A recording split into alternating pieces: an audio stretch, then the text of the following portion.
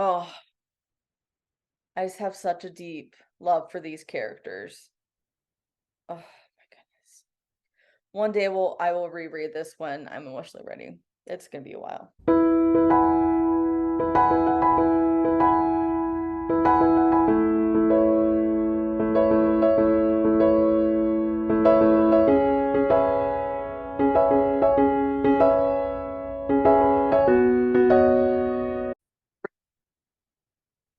Hello, everyone. Welcome back to my channel. My name is Colleen Moore, and this is Cmoore-Books. As you saw from the title and the thumbnail of today's video, this is my March wrap up. I have a lot of books to talk about, and I also want to share with you some of my stats. So we're just gonna get right into it. So let me share my screen, and every time I always forget where the share button is. It hides from me every time. Okay, so I read 28 books this month, which equals about 4,750, which equals 4,742 pages. These are some of my moods. We got some lighthearted, some reflective, funny, emotional, hopeful. Those are my top moods. And then challenging and dark, they were like the smaller side. So mostly medium paced books with 16, 5 were fast and 5 were slow. Then for the page count, we have 1 over 500 pages. We have 4, 300 to 499, and then 23 were under 300 pages. I read a lot of graphic novels this month, in middle grade, and graphic novels. So yeah. And then 19 were fiction, and then we have 6 that were nonfiction. So as you see from the breakdown of my genres, children's is out in front with 9. We got 7 middle grade, 7 graphic novel, and some of these genres like overlap. 5 young adult, 5 historical, 3 contemporary, 2 LGBTQIA plus. We got 2 fantasy, 1 self-help. We got the rest of these are all 1s. So yeah. And then I still don't know what the tags are or how they get there. So for my format, so I actually physically read 2,791 pages. I listened to 64.8 hours on audio. So that was 6 of the books. And then 21 were in print, and then 1 was digital. And then for languages, 96.4% were in English and 3.6 was in Portuguese. So the one that was in Portuguese, I read the first Heartstopper volume in Portuguese. I started a mission for my church in Brazil, and so I'm going to keep my language skills sharp, so I'm reading stuff. And graphic novels are a lot. I'm not quite to where I'm ready to dive deep into like a novel. So we're starting out with the graphic novel. My ratings, 21 5 stars. I honestly am the type of person, and if you've seen any of my wrap-ups, I give a lot of 5 stars. Like it does not take a lot to like I do have very like critical eye. It's all based on feel and emotion, like how I'm feeling when I sometimes like I'll go back and I'll change it. But most times like when I first finish it, I get that 5-star feel. I have 2 4-stars, 3 3-stars, 1 2-star, and 1 1-star.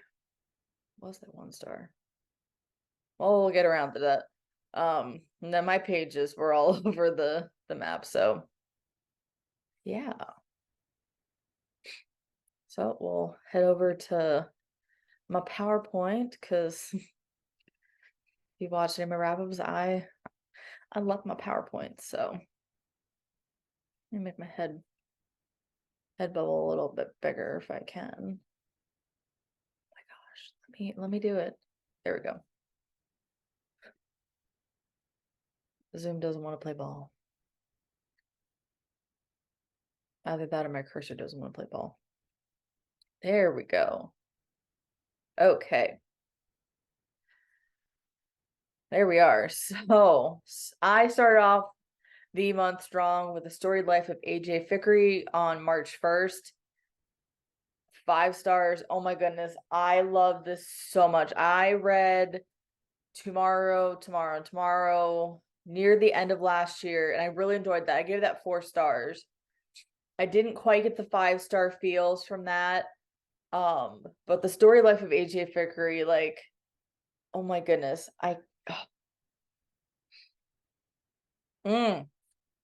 That is about this guy who lives in this bookstore, and he's kind of really down on life and really depressed and angry.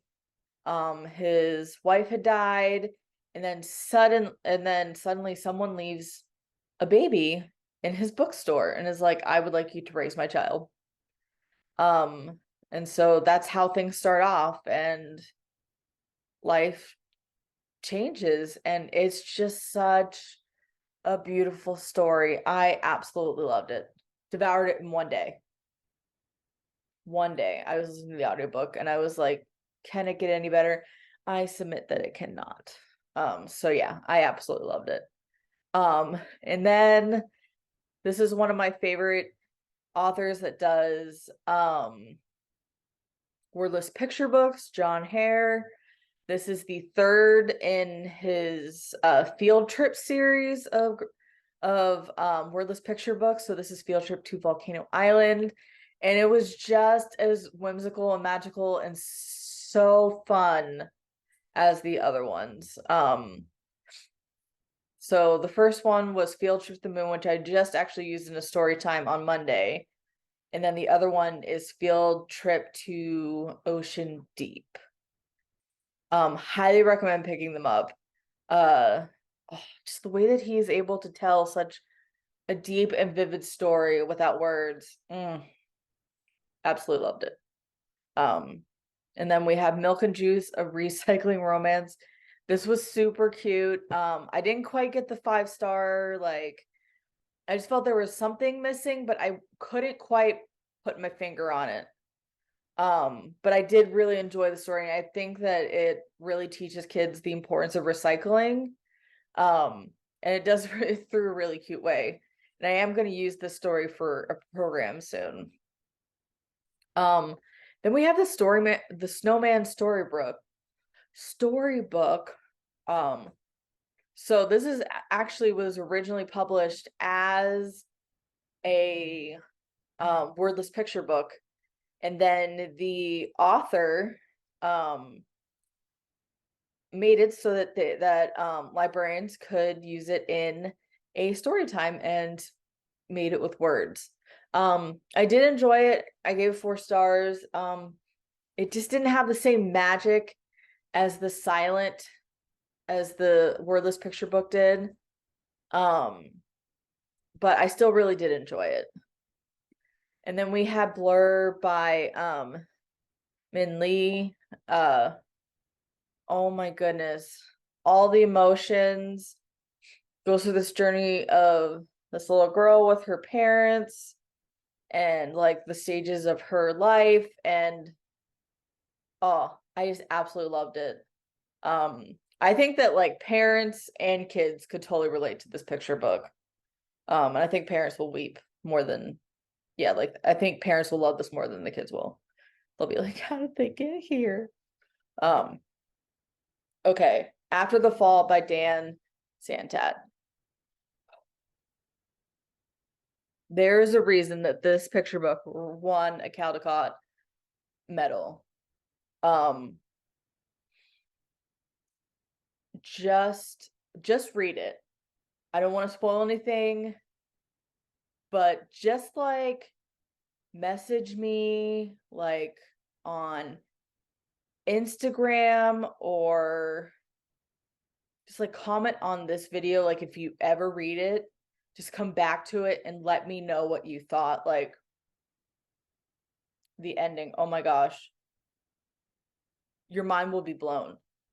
You will never look at Humpty Dumpty the same again. Let me just tell you that. So this book, Una in the Arctic, is the third in this little series. The first was Una, and I just love Una. She's got so much like personality. And then the second was Una and the shark. Kelly DiPuccio just did such a great job. Just the first one, I just had this memory, like I remember this one page specifically of her like being like in the depths of despair, and like her little otters like waving the white flag, like we just give up on life, just can't anymore. So yeah, totally recommend this little series of picture books. So this is A Perfect Mistake by Melanie Conklin. This is a middle grade. I absolutely love this. The main character is he has ADHD, and it did such an amazing job with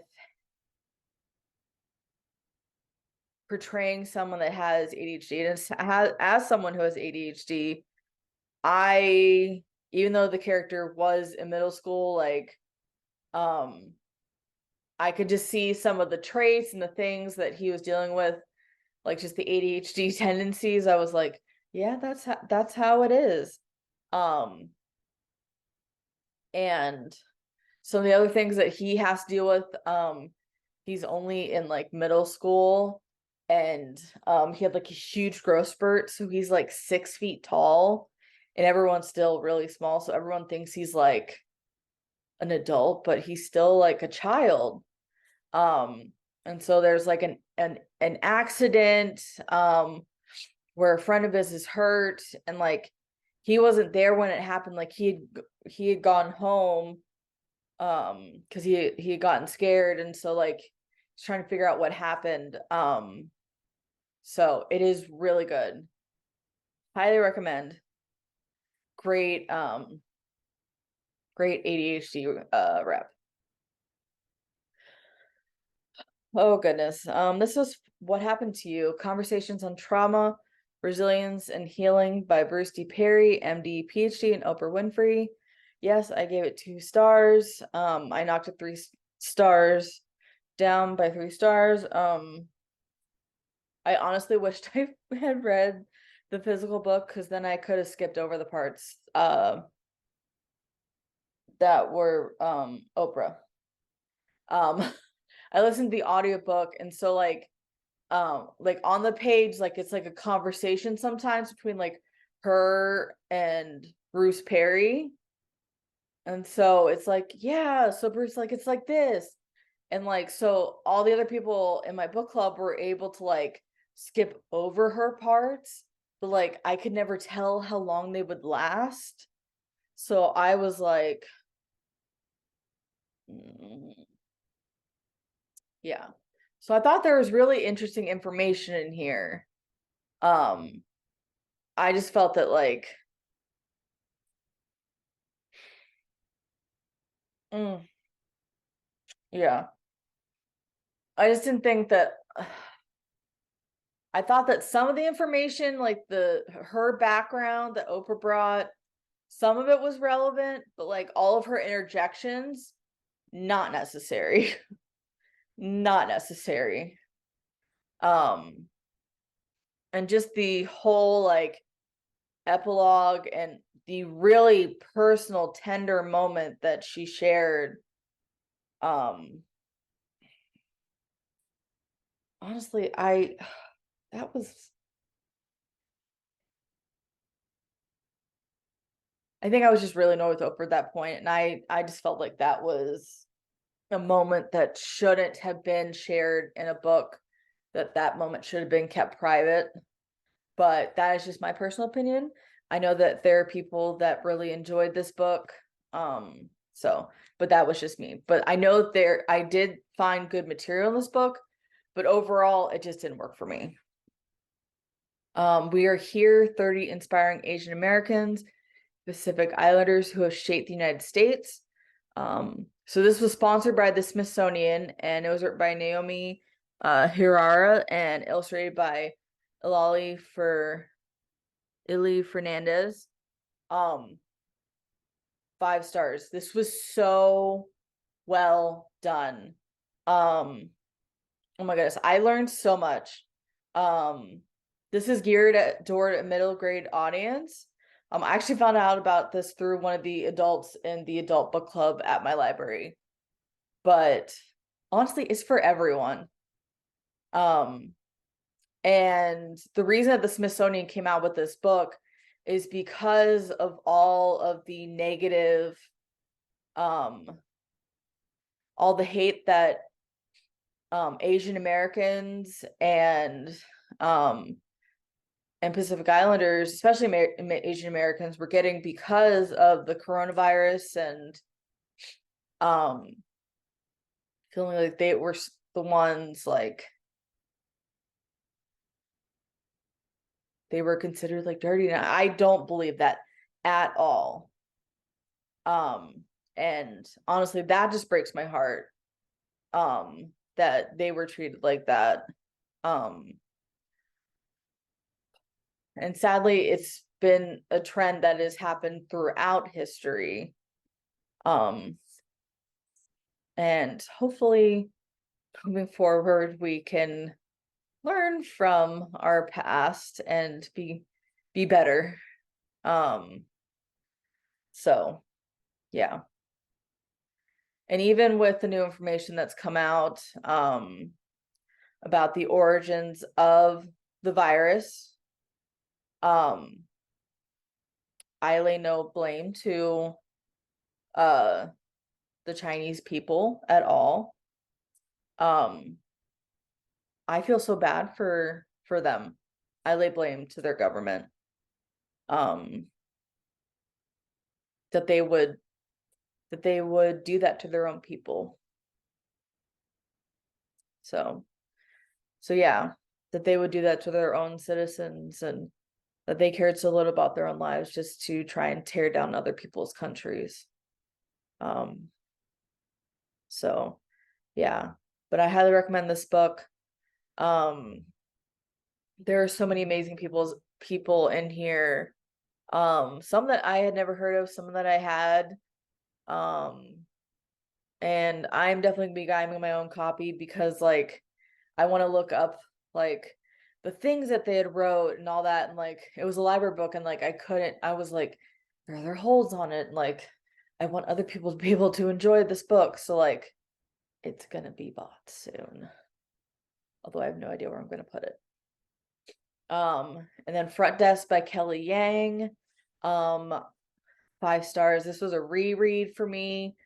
We read this for my children's story, or no, my tween book club at the library that I run. This is so good. So this is set in the 1990s in California. This is based off of the author's own experience when her and her parents immigrated from China to the United States, and they ran a hotel in California. And so it's her struggles with learning English and trying to understand and trying to be the best person that she can be, and like running this hotel and like helping people, and oh, it's just so wonderful. And there's also other books. This is a series. So there are 3 others that are out right now, and then there's a 5th coming out later this year.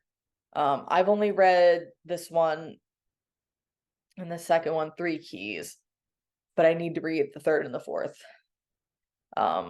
So I can be all caught up for the 5th. And then obviously Heartstopper Volume 1, Dois Garotos Encontro. Oh, it was so good. Yeah. Made me fall in love with Nick and Charlie all over again. And just made me fall in love with the Portuguese language even more. Then we have Nick and Charlie, a Heartstopper novella.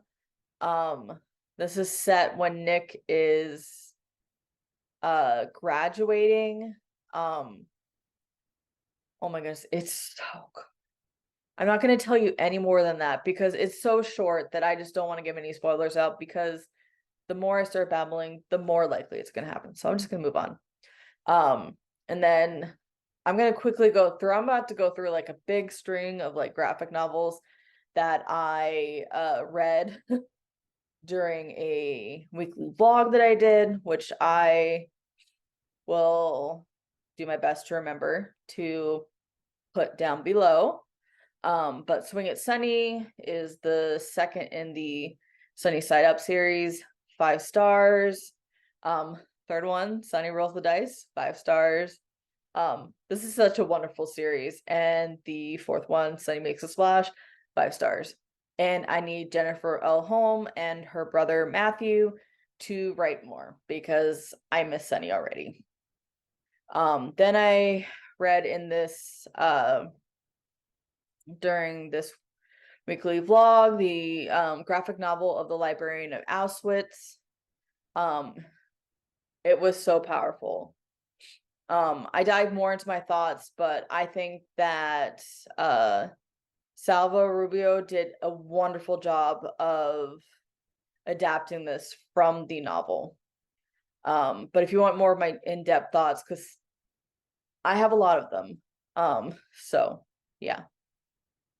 And then we have Maybe an Artist by Liz Montague. I gave this 3 stars. I go into this more in depth in my my vlog, but I just felt like there was something missing and that some things were glossed over. Like some things that a lot of detail was provided, I don't think I needed, but like some things like in her later life I would have liked more detail on. But that was just me. But I still did enjoy it. 3 stars is not bad. I just would have liked more information about how she got to where she eventually ended up. Then we have Apple Crush by Lucy Knisley. This is the sequel to Peapod Farms. Such a wonderful sequel. I'm not gonna spoil it to you, but spoil it for you. But totally recommend both of these. Yeah. Family moves out to the farm. 2 families trying to come together. Yeah.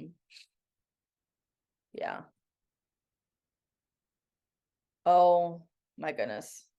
I was in the middle of reading this when I ended the vlog. So, yeah. Salt of the Sea by Ruta Sepetys. Oh my goodness. Ruta Sepetys puts you through the ringer with all the emotions. Let me tell you. I felt all the things as I was listening to this novel.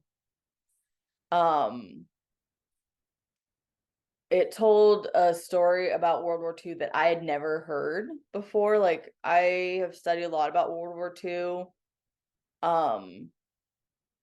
And I did not know about this gigantic ship that was carrying refugees, soldiers. There were 10,000 people on this ship, and it was the largest maritime disaster, even larger than the Titanic. And I had no idea. It happened in the Baltic Sea. So powerful. If you can listen to the audiobook, totally recommend. because the narrators do such a good job of bringing their characters to life, and it really separates things for you. Because it moves through each character kind of very quickly. You get like little like moments with each character, and you're like building your relationship with them little by little as the story goes on, and you're learning about their past, their present. um oh, I just have such a deep love for these characters. Oh my goodness. One day I will reread this when I'm emotionally ready. It's gonna be a while. Then we have Sisterhood of Slews by Jennifer Chambliss Burtman. She also wrote the book Scavenger series, which I highly recommend. I'm actually about to start that with my tween book club, but this one was so much fun. This was like a random pickup off of the new shelf of middle grade at my library. I saw her name and I was like, oh my gosh, I love this author. She wrote Book Scavenger. And it's about this girl. She discovers Nancy Drew for the first time.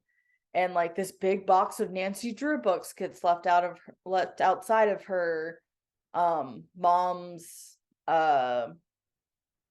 consignment shop, and like they don't sell books, they sell like clothes and different things like that. Um and there's a picture of her grandmother inside with this other person. Um, and so it's her like discovering Nancy Drew for the first time, trying to discover the mystery of like, where did the books come from? Like, who's this person in the picture with her grandma? Like, because like grandma denies it at first. And so like, it's just, oh, it's so good. So good. Highly recommend. This is one that I read for story time this month. The Rabbit Listened by Corey Dorfeld. The importance of listening. And this one will just tear at your heart. Oh, all the feels. Then we have The Worrysaurus by Rachel Bright. This one is just so tender. I was like debating between this one and The Rabbit Listened. I was doing one about like emotions. And like I really enjoy this one. But like The Rabbit Listen was just like the perfect fit with the other picture book that I chose. But this one is so cute. This little dinosaur that's like always worrying. He's like, about this, what about that? Like, I think it's gonna rain. Like, um, yeah, totally recommend. Then we have The Scrambled States of America. Gave this 4 stars. I thought it was funny. Just some of the pictures are kind of they're a little creepy. The smiles are creeping me out. Even just looking at the cover now. That's why I downgraded it just to a 4-star. Like I enjoyed it, but like some of the graphics were kind of creeping me out. Um, but it's like how the states get together and be like, guys, like I want to switch places. Like, Hawaii's like, I'm done being all alone out in the middle of the ocean. Alaska's like, I'm tired of being all up here alone. And like they just like all start swapping around, and it is really funny. So I do recommend it. Uh it's just the art style was just not my personal favorite, but I thought the story was really good.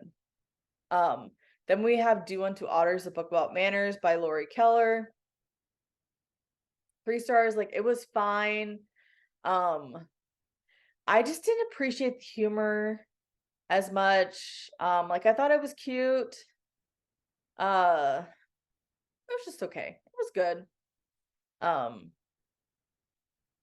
I think there are better books out there about manners, but I think there were some kids that would really appreciate this. Um, it just wasn't my cup of tea. Um, and then we have Pluto Gets the Call, um,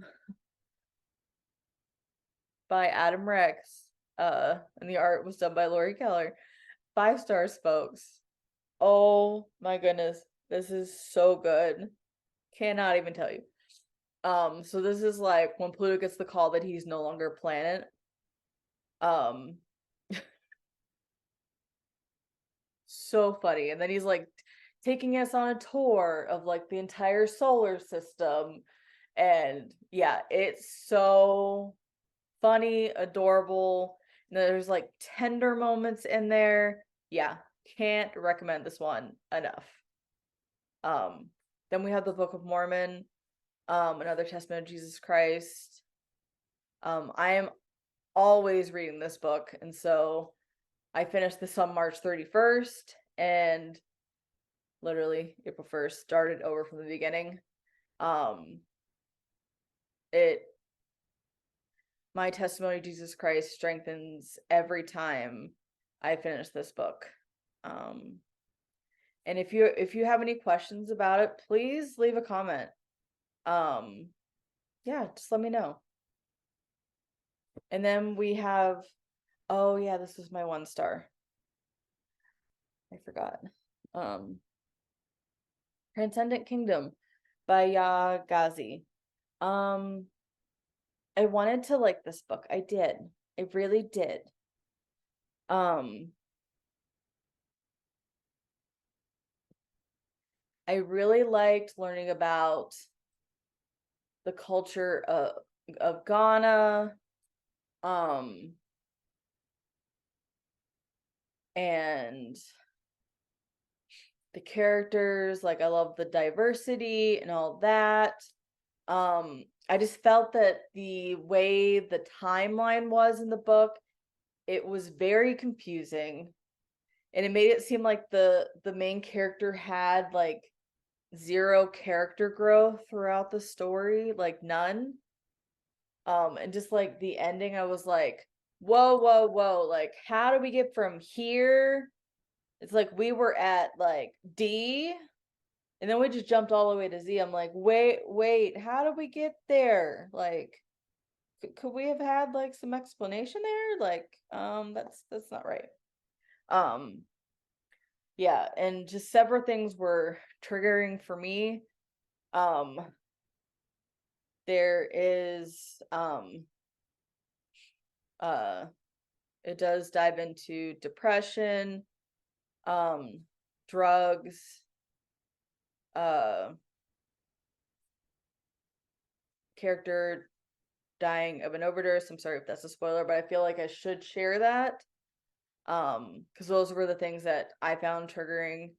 I had a friend, a childhood friend, pass away from a drug overdose. So like I read this for my work book club, so that was honestly like because it was for my work book club, that was honestly the only reason that I finished this book was because of that. If it hadn't have been for that, I probably would have DNF'd this book. Honestly, I probably still should have DNF'd the book, considering how triggering it was. But I have this problem of wanting to finish books to the end, especially when I know it's for something and I'm expected to discuss it. But yeah, so those are the books that, hold on, let me stop sharing. But yeah, those are the books that I read in the month of March. Thank you so much for watching, and I hope that you have you're having a good day, night, week. And also thank you so much for tuning in, and also want to say, remember who you are and where you live. I'll see you in the next one. Bye guys.